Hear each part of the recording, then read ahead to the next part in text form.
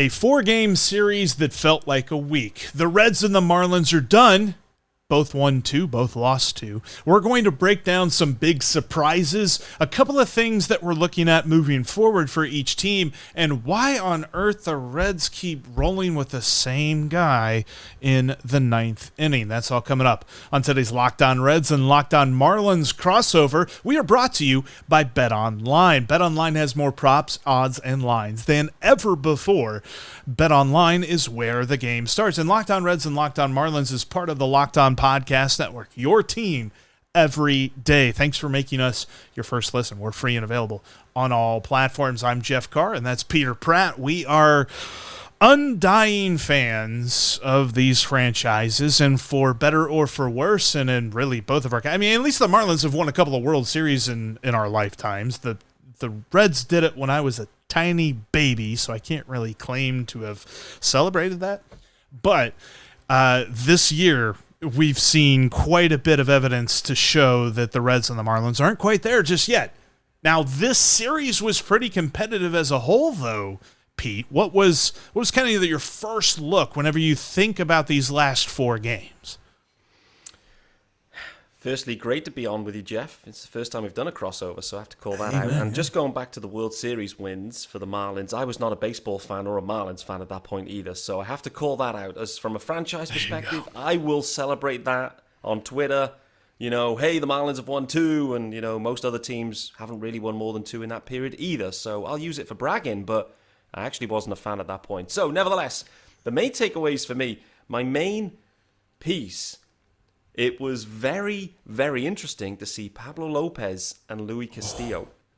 And in many ways, these guys are in exactly the same position. They're potentially in full audition mode, perhaps, and the clubs maybe want them to be pitching to their, to their best abilities right now. And Pablo Lopez certainly put his best foot forward. Castillo, I think, equally pitched well, not quite as well as Pablo the day before, but certainly didn't do any harm. I think he was coming off a sensational start, I believe, or by Twitter anyway, to say that he, off the Yankees start, was absolutely sensational. So for me, it was those 2 guys that there's a lot of talk about from a trade perspective. We're in that season now, right? And both of them, I think, performed well. Will either of them ever make a start for either the Marlins or Reds again? I know that Luis Castillo is slated to start on Tuesday. Now, that's if we get there. Like, there's plenty of rumors surrounding the Yankees. There's plenty of rumors surrounding the Dodgers and the Astros and the Twins. I mean, everybody should be invested in Luis Castillo. But you're right. When I watched Pablo Lopez pitch the other night, and I thought of kind of your comments that you made a couple of days ago, in that you think that the Marlins should look to be opportunistic sellers, not necessarily sell off everybody, but, look for some guys who can maybe help them down the road.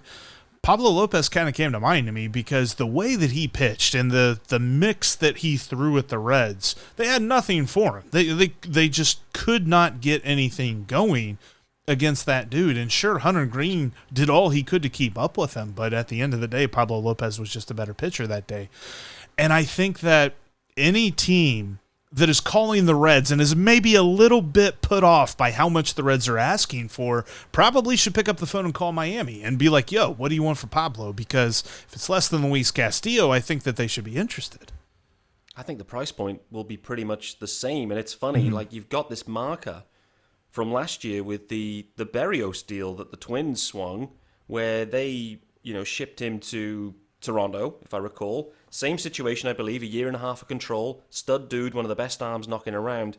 They went and acquired 2 top-level prospects there. So they've kind of set the market in many ways. And you've then got Luis Castillo this year, Pablo Lopez, plus Frankie Montas as well.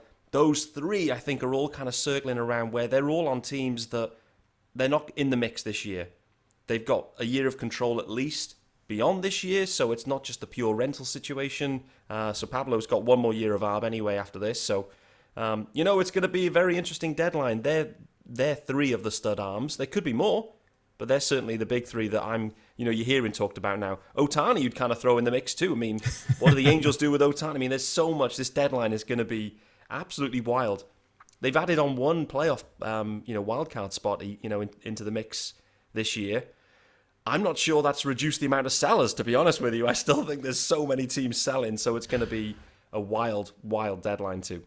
Well, and that's kind of an interesting point, too, is that I was looking at it the other day, and our friends over at BetOnline, when you're talking about the National League, really only have 3 teams that are favored. Like, in the favored category, it's the Dodgers, the Mets, and the Braves. And then everybody else have odds at 11-1 or worse. It's like they don't think anybody can win outside of those 3. So how are teams going to position themselves to face those? When you look at a Brewers, or you look at the Cardinals, or maybe the Padres or something like that, where they've got some good talent, but they really are looking up at those top 3 teams in the National League. And Luis Castillo and Pablo Lopez definitely have to be on their forefront.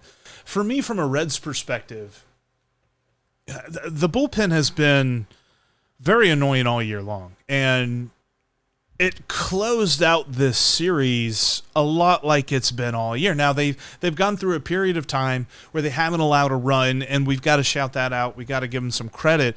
But the guy that they keep pulling in the 9th inning is not their best guy. Now, there is a long debate that we could have an entirely different show about as to whether or not saves matter and whether or not your best pitcher needs to be saved for the 9th inning or not. I don't necessarily think that's the case, but Hunter Strickland consistently has gotten that 9th inning, and he showed why on Thursday.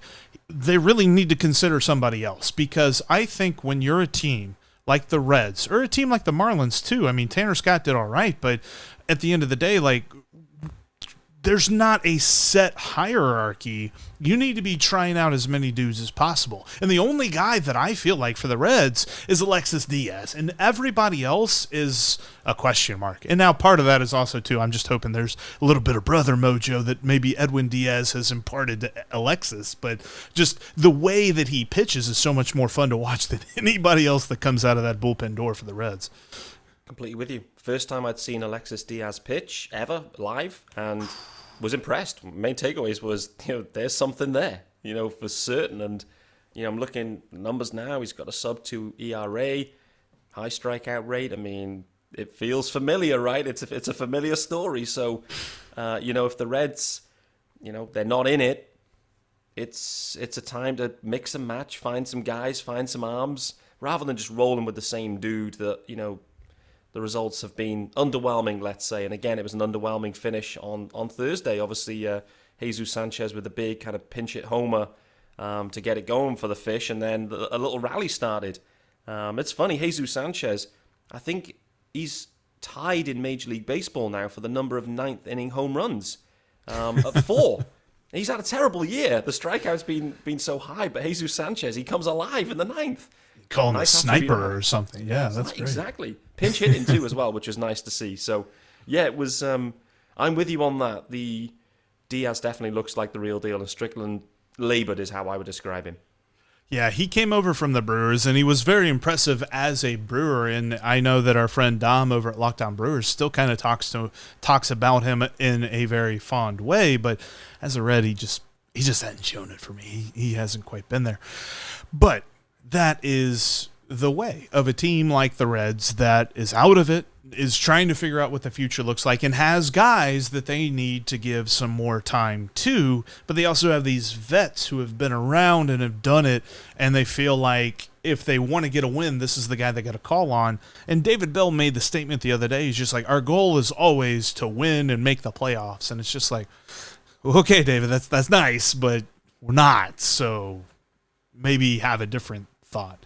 I don't know. There's lots about this series still to get to, because there were some surprises, and there was one for me that involved a Marlins player that you haven't necessarily been so high on, and somebody I thought was going to get right. I'm going to tell you who that is here in just a moment, but I'm going to tell you what, Peter, if you're looking for a great way to hire for your small business, I don't necessarily know, small business, Locked On Marlins. If Locked On Marlins is looking for some good folks, you got to look on LinkedIn. LinkedIn is going to give your small business the best opportunity to hire your next great candidate. Whether you're talking about screening questions or the myriad of options that LinkedIn gives to you, especially considering the network that they have of over 40 million job seekers a week. LinkedIn can help you find the next great hire for your company. Plus, it's all for free. Go to linkedin.com/LockedOnMLB today and create a free job post and then add your purple hiring frame to your profile. Then you can reach the massive network that LinkedIn has of all these people that are looking for jobs. Check it out today. It's linkedin.com/LockedOnMLB is the URL to check it out for free. Again, free job posting at LinkedIn for a huge clientele. Folks who are looking for jobs are on LinkedIn, and if you're looking to grow your company, there's no better way. Thanks again for making Locked On Marlins and Locked On Reds your first listen of the day. We're part of the Locked On Podcast Network, your team every day. The Reds and Marlins just finished up a 4-game set, and I think the Reds are coming down to Miami. I think it's next week. Actually, it's going to be during the deadline, so we'll be doing this all again at the beginning of next week. But for these 4 games in Great American Ballpark, 2-2, the Reds and the Marlins split. And we talked about our big takeaways, Luis Castillo, Pablo Lopez, and the bullpen for the Reds. I'm going to give you this. I'm going to give you my surprise first before I ask you your surprise, because there is a guy that whenever the Marlins were coming here, I saw his numbers and I said, okay, he's not having a great season, but this dude has killed the Reds in the past, and that is Avisail Garcia. Avisail Garcia has absolutely murdered the Reds, whether he was a White Sox or he was a Brewer, and I thought for sure, because I know how much he's kind of struggled this season. He was a fantasy baseball draft pick of mine. Maybe I'm the problem. I don't know. But he was a guy that just hasn't lived up to what the fish thought he was going to be. And so I thought, Great American, he's going to feel right at home because he just murders the Reds here. And they were somehow able to keep him in check. Now his former Brewer teammate, Jesus Aguilar, he hit a home run today. He had 3 hits. Big day for him. But overall, Avisail Garcia surprised me in a way that I didn't expect. And that was that the Reds were able to shut him down. Boy, oh boy, Jeff, you're absolutely killing me here. I mean, if that was, I mean, I get it, and we were thinking the same, because I remember as well there was an interview, a good few months ago. Avi came in, big free agent signing for the Fish. They're looking to add some power. He fits the brief in many ways. There was an interview as well where he's saying, "I'm still getting acclimatized here. I love playing in the Central though." And, he kind of made that statement. I was thinking, oh boy, okay, he's setting himself up here. He's going to turn back up at Cincinnati. There was a lot of clips going around of Avi and the history, as a Brewer, hitting some bombs, some big bombs. The one thing that stands out to you, though, when you watch them clips, only from last year, he is a lot bigger now, a lot thicker, and not in a good way. Like, you look at those clips from last year, the jaw is chiseled. He looks more muscular. Now it looks completely opposite. So I'm wondering if he's let himself, the body go in a bit of a different direction. Maybe, I don't know. But nevertheless, Avi Garcia continues to underwhelm. And I mean, what are we sitting here now? He's got a 587 OPS, and we're almost through July. That's your big free agent acquisition for the Marlins. They don't have a lot of money to spend, but they've spent a lot of it on Avi Garcia. And as Donnie said a few weeks back, the big boys. The big boys have got to go, was the phrase he used. And what he means is they've got to show up. And they haven't. And that's sunk this offense this year, unfortunately. And I think that's been the biggest thing between these two ball clubs, as we'll talk about here in a few minutes. As the Reds and the Marlins move forward, 2 different things happen. The Reds didn't necessarily make aggressive moves this offseason to try and contend, but they still had talent. And I still have been disappointed with what I thought was going to happen. I didn't think they were going to be a playoff team by any stretch, but I thought they were going to be closer to 500 and a lot less and a lot further away from obscurity than they currently are. Meanwhile, for the Marlins did make some moves to at least be viable in the East and be the kind of team that would at least play, be pesky against the Braves and against the Mets and things like that. And that hasn't happened for a totally different reason. There's a lot of injuries for the Reds and just some dudes underperforming. And Avisail Garcia was the first guy that I looked at, and I was just like, wow, I am shocked at that. But that makes sense though. If his conditioning's off, that's where it is. Yeah, which is disappointing, right? I mean, you pay a guy, you sell him the dream, you sell him the role. Listen, Avi, we need you to come in. We need you to be middle of the order bat. Give us some thump. Same for Jorge Soler. Soler's out at the moment on the IL as well, but same story to Soler. Come in. You know, you're 3-4 guys. We're going to lean on you. We got other guys built around that. Jazz, Wendell, Coop, you know, whatever. They can do some damage, but we need you to be the power stick, and both of them have really underwhelmed. I'll give you my surprise, just kind of going into where you were talking about. My main surprise, I've had no eyeballs on the Reds at all this year. First time I watched a Reds game.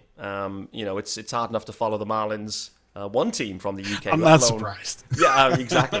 The main takeaway I've got, so the Marlins here now, they're 47-52, and the Reds 38-60, right? So 9 games difference. They play in different divisions. The schedules are, you know, all lopsided. But the Marlins have absolutely pummeled the Washington Nationals this year.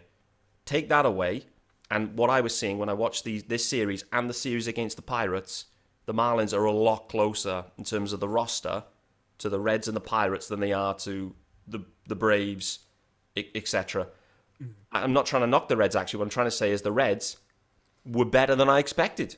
Because I remember in the early stages, you had all of the dialogue of, you know, the historically slow start they had, and I was like, wow, the Reds, you know, this could be the worst team ever. You know, it was that kind of talk, you know, first 2 weeks.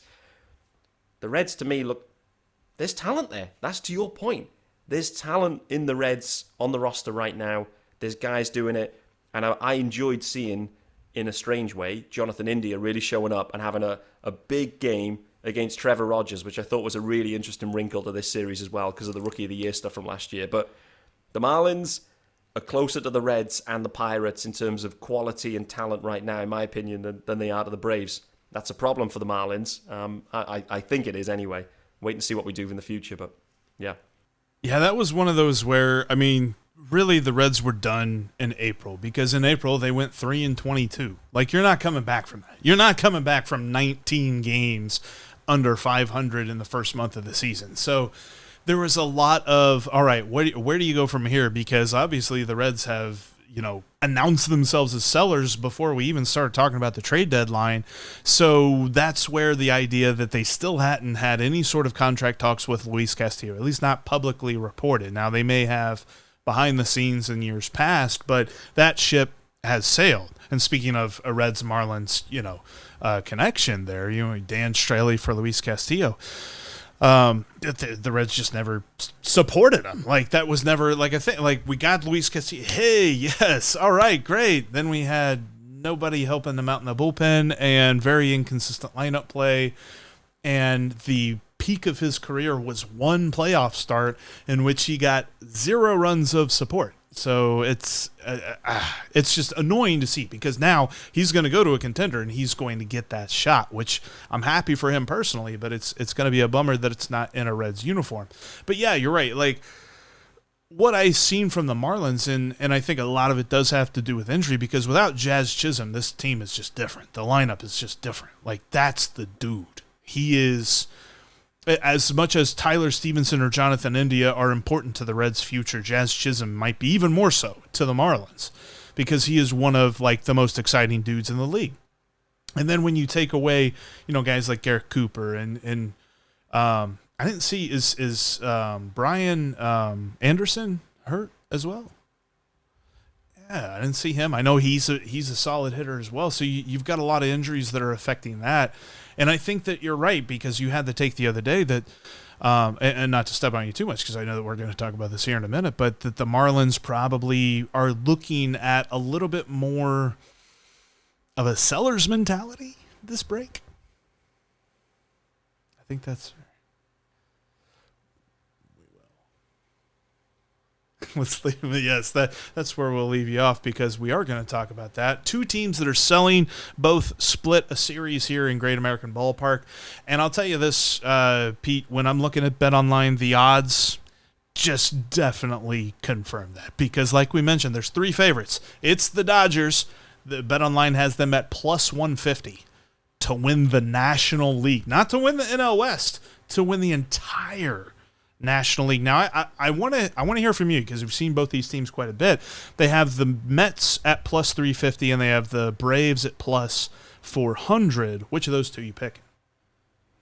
I've got to. It's tough, right? But I would take the Mets right now, only because Jacob deGrom is on his way back, baby. Ooh, yeah, they've done this all without him. Yeah, he's the best pitcher, give or take, apart from Sandy Alcantara. But there's a bit of bias there. But Jacob deGrom is about to be the biggest free agent signing, effectively, or the biggest trade kind of situation right now. So I'm taking the Mets. I think deGrom comes in and pushes these guys over the top.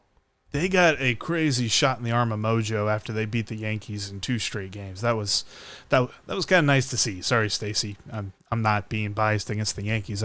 I love me some National League Baseball. Anyway, if you want to check out the action, head on over to betonline.net because they've got you covered when it comes to Major League Baseball, when it comes to NFL futures. Camp is going. The Bengals are practicing. The Dolphins are practicing. Everybody's practicing and getting ready for the season. They got NFL futures. There's also some great MMA props. There is one hell of an MMA card coming up this weekend. You got Brandon Moreno fighting. You got Amanda Nunes fighting. Just so much great stuff you can find. But I just got chills talking about that. Actually, sorry. Anyway, go to betonline.net and check it out because they got you covered, whether you're talking about your desktop or your mobile device, for all the trends and the action. BetOnline is where the game starts.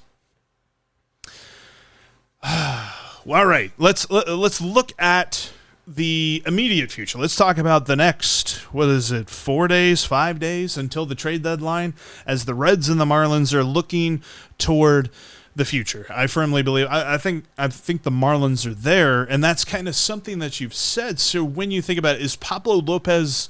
He's probably the best trade candidate, but is he the most likely Marlin to be moved?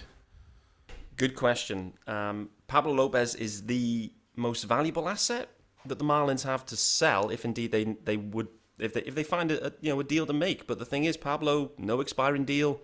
Still 1 year of control. They don't have to make the deal now. Clearly, maybe there's a move to make. But the Marlins' need is so specific. We're looking for major league, cost-controlled impact bats.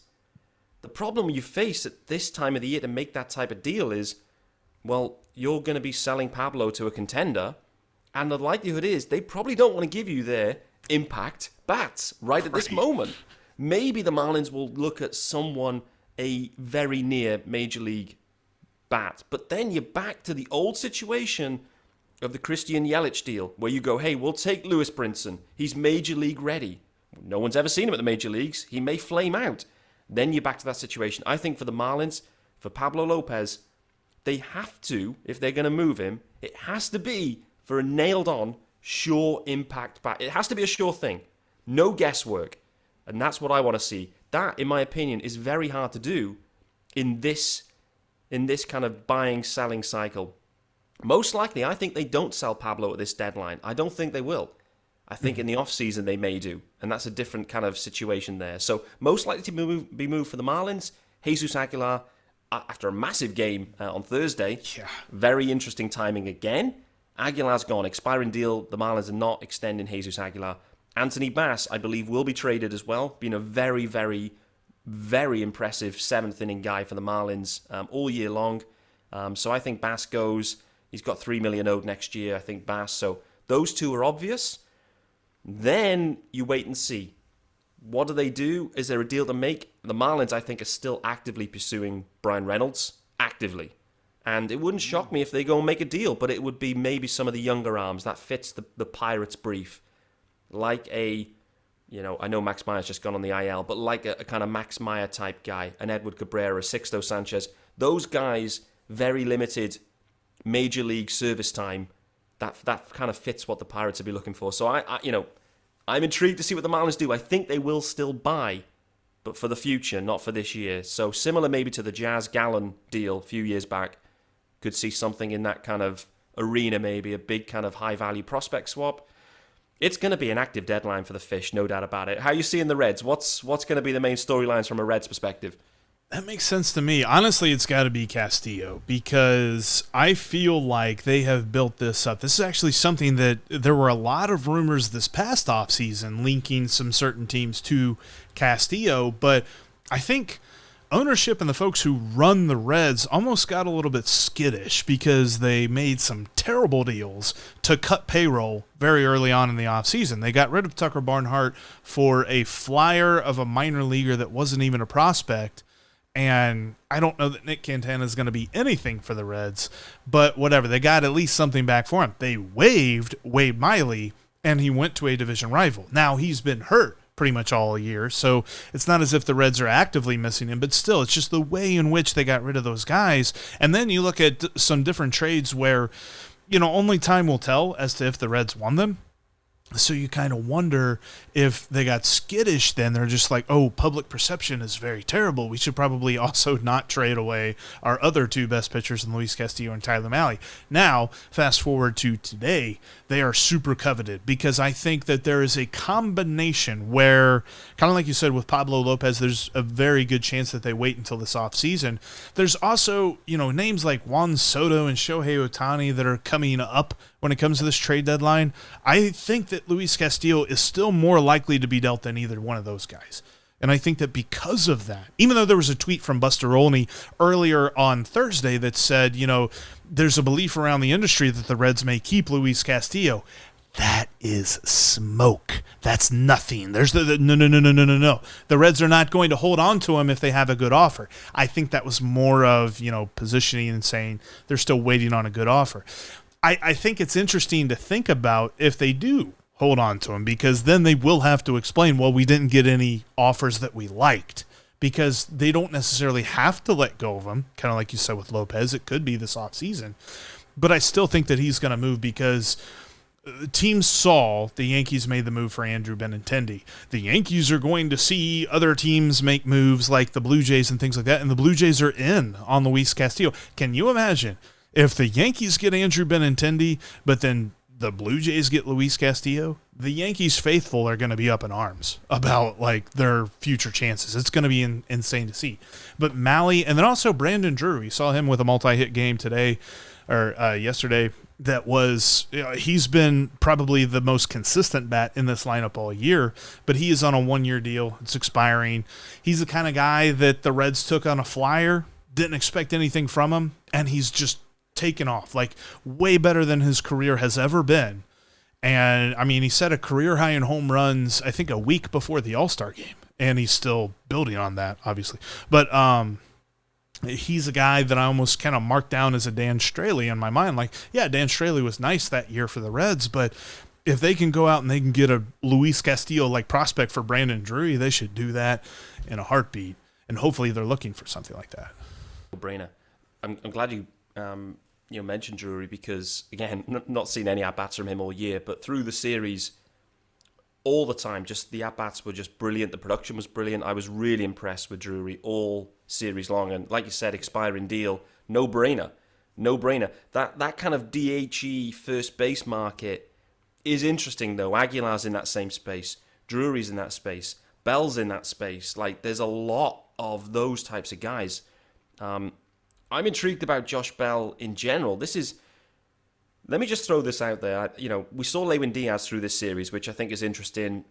Prospect for the Marlins. They really need to work out, is Lewin Diaz going to be the future at first base? The glove is sensational, but he just hasn't had the opportunity to hit at the major league level. But let's think about a Josh Bell. The Nats, clearly they're going to sell him, you would expect, at this deadline. I'm kind of sitting there thinking, I wonder if the Marlins think, maybe let's go and get Bell and try and extend him. Mm-hmm. So you look at it not as a rental, we're going to take him and go to free agency. Maybe you try and back channel into Bell and say, hey, listen, we're serious about you. We can see you being part of the Marlins, in the future. Where's your head at?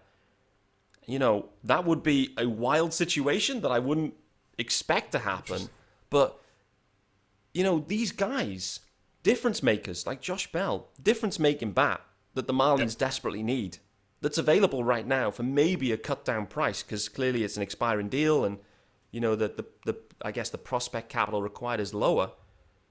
You just kind of sit there thinking, I wonder if the Marlins are thinking down that line. But you have to pay the guy, right? And that's kind of the Achilles heel for the Fish. That would be intriguing for me because, and he's not a name that we mention a whole lot around the Lockdown Reds space, but a guy that the Reds went and got in 2019 for the express purpose of what the team was going to look like in 2020 was Trevor Bauer. Now, he also was on a deal that was going to keep him through that that next season and things like that. But could the Marlins look to make a deal this trade deadline that helps them next year? That's really interesting to talk about, because then you get, Jazz Chisholm, you get Brian Anderson, you get all these guys that are on the IL back healthy, and hopefully you can figure out whatever it is that has ailed them this year and kind of keep them healthy next year. And then you add in a Josh Bell, or you add in another impact guy like that. That could be very cool, because for the Reds really, I don't think, even from a very rosy perspective, are going to be anywhere near contention until 2024. So they're looking a couple of years down the road. That's why prospects are the main thing I want them to get. But from a Marlins perspective, that would be intriguing to see. It really would. I mean, there's a ton of ways. That's what's so intriguing about the Marlins at this deadline and the offseason. When you have Sandy Alcantara there in the rotation, who I think is nailed on to win the Cy Young, to be honest with you, in the NL, like it's nailed on. You've got a Cy Young pitcher, you've got a Pablo Lopez sitting behind him as the twos, like a 3 ERA dude, is legit too. Right. Other guys around. You got a Jazz Chisholm there. Like, this roster it's on the cusp. They've struggled to stay healthy. They struggled with center field. They let Marte walk, well, they traded Marte away, but they couldn't get a deal done to sign Marte. I think that really hurt them. They really struggled to kind of solidify the closing position. 2 gaping holes, center field and closer. Then you've been hit with injuries, and they've underperformed. Like we mentioned, Avi's kind of underperformed, and Soler. But This team's on the cusp. Like, they could be on the cusp. They just have to play well, execute, and fill in a couple of holes with some, proven major league guys. So their strategy is different to the Reds. That's why their need is different to the Reds. So where Pablo and Castillo, what those teams are looking for back, I think actually varies quite a bit. And so they're not actually in competition in some ways with each other, although the teams asking about them will be very similar teams. The Yankees, the Blue Jays, no doubt, the Twins, all these teams we're talking about that are in the mix. Everyone needs a number 2 or a 1, right? I mean, everyone needs them. So, what's the price, though? That's the question. What about, and this might be something for you to discuss on a later episode of Locked On Marlins, but what about Pablo Lopez for Xander Bogaerts? Because Boston's not getting a deal done with Bogaerts, apparently. Or maybe they will. They're still not sure. That could be interesting to me. But no, it's definitely, the Marlins are going to be a lot of fun to watch through this trade deadline, and you're going to want to be locked on Marlins all the way through it. Peter's got you covered. And with the Reds, there's going to be a lot of prospects coming around. The Reds are going to be sellers. They should be active sellers. There should be at least 2, 3, 4 guys I'm hoping that they should be trading, if not more. We're going to have you covered every single day. Whether you're looking for the Marlins content or the Reds content, check us out. Locked On Marlins, Locked On Reds. We're all part of the Locked On Podcast Network, your team every single day, and we'll be right here for you. We'll talk to you on Monday.